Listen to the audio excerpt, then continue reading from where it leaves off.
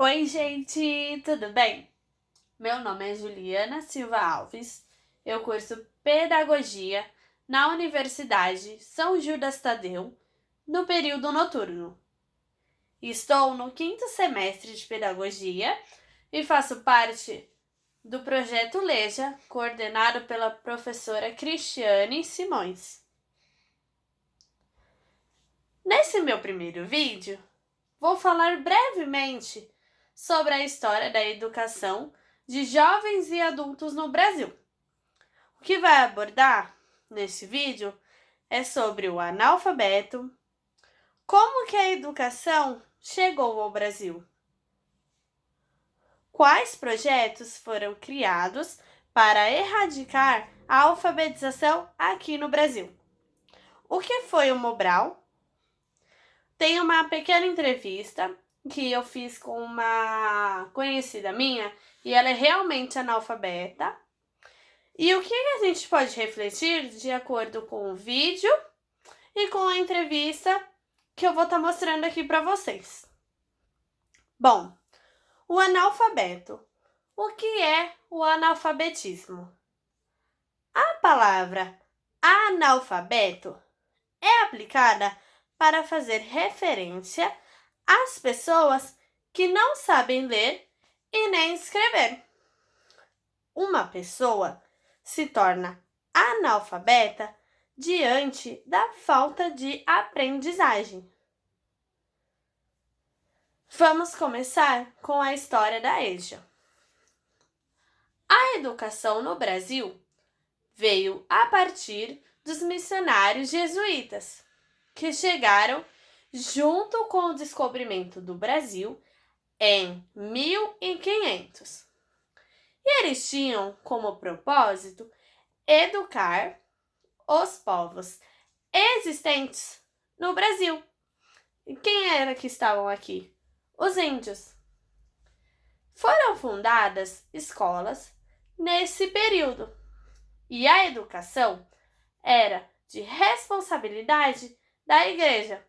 Sendo assim, durante um bom tempo, os missionários tiveram o controle, o domínio, ou seja, a educação ficou na mão dos jesuítas, que tinham como foco formar uma elite religiosa, até que os jesuítas foram expulsos do Brasil por Marquês de Pombal. Com a chegada da família real no Brasil em 1808, a educação ficou sendo de responsabilidade do Império. A primeira Constituição surgiu em 1824. No artigo 179, era afirmado a todos os cidadãos a educação primária, o que na prática não ocorria, pois a maioria não tinha acesso à escola. As escolas com período noturno surgiram em 1870, voltadas para os jovens e adultos, mas não surtiu muito efeito, devido à falta da escola e de docentes, que seriam os professores, os diretores e assim por diante.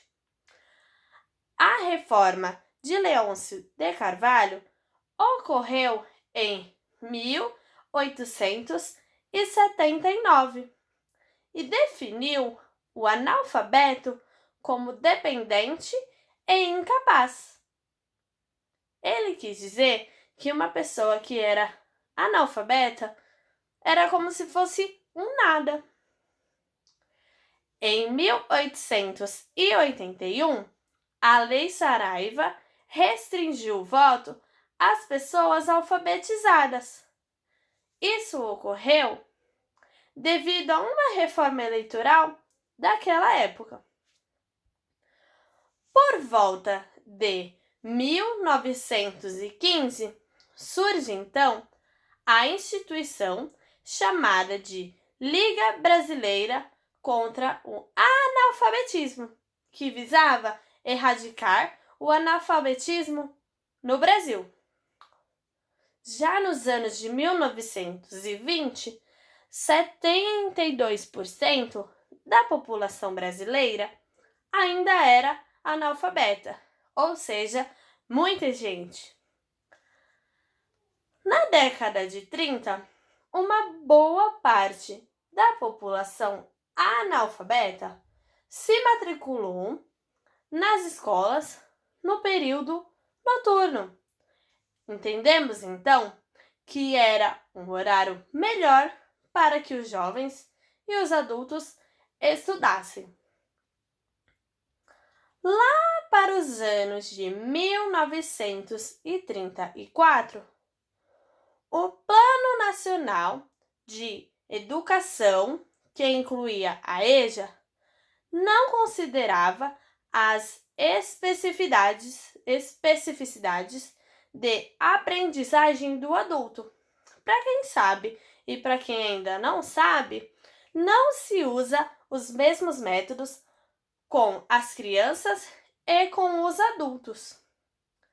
Na década de 40, após a Segunda Guerra Mundial, houve uma grande pressão da Organização das Nações Unidas, que seria a ONU, para erradicar o analfabetismo.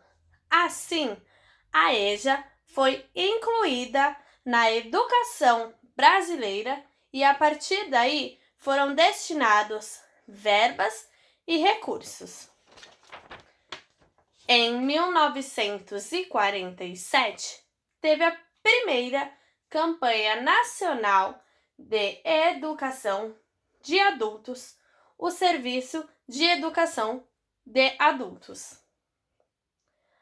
Na década de 60, ocorreu a ditadura e a influência freiriana era muito presente. A pedagogia de Paulo Freire foi interrompida. Os materiais foram apreendidos e pessoas como o próprio Paulo Freire foram exilados do nosso país. Chegamos, então, até aqui, em 1967, aonde foi criado o Mobral. O Mobral se chamava assim, Movimento Brasileiro de Alfabetização. Ele foi criado pelo governo a fim de acabar com o analfabetismo aqui no Brasil num período de 10 anos, alfabetizando um total de 11,4 milhões de pessoas, jovens e adultos, com idades entre 15 a 35 anos. O Mobral passou a funcionar de fato em 1970. Existiam recursos investidos para que o programa desse certo. O Mobral obteve 4 programas.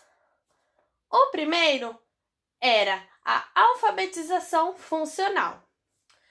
Aulas com monitores com duração de 2 horas por dia, num período de 5 meses. O segundo, a educação integrada, que eram as séries do primeiro grau com duração de 12 meses. O terceiro, desenvolvimento comunitário, que possuía a duração de 2 meses. E o último, número 4, seriam atividades culturais que não tinham um tempo específico. Em março de 1985, foi o fim do Mobral. Só for reforçando que a gente pode dizer que o analfabeto funcional era aquele que sabia escrever o seu nome. Sabendo escrever o seu próprio nome, a pessoa podia votar. Então, teve bastante interesse político nessa parte. Em 1996, havia sido aprovada a nova Lei de Diretrizes e Bases da Educação Nacional. E haviam 2 artigos que se tratavam da educação de jovens e adultos, os artigos 37 e 38. O artigo 37 dizia assim: EJA para aqueles que não estudaram o fundamental e o médio na idade certa. O inciso 1º dizia assim: Sistema de ensino assegura gratuitamente estudos, levando em conta os seus interesses, necessidades, trabalho, modo de viver e etc. O artigo 38 dizia assim: se manterão cursos, exames supletivos para habilitar os estudos regulares. Era acordado com a BNCC exames de dificuldades de acordo com a idade do aluno. Com a Constituição Federal de 1988, a EJA passou a ser direito dos brasileiros que não tinham estudado. Assim, essas pessoas teriam educação adequada às suas necessidades de estudo. Nos anos entre 1995 a 2002, foi criado o Programa de Alfabetização Solidária, o PAS.